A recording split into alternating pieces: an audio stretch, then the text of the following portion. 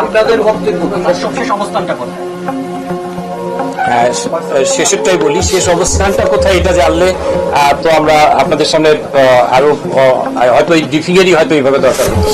শেষ অবস্থানটা সুনির্দিষ্টভাবে আমাদের কাছে এইভাবে তথ্য নাই। আমরা নানাভাবে আমাদের তদন্তকারী অফিসাররা, আমাদের গোয়েন্দারা চেষ্টা করে যাচ্ছে। আর যেটা আপনি বলেছেন যে উনি সে আসামি বর্ডার পার হয়ে চলে গেছে কিনা, এই বিষয়টা আমাদের কাছে সুনির্দিষ্ট তথ্য আমরা এখনো কনফার্ম হতে পারিনি যে সে হয়ে চলে গেছে।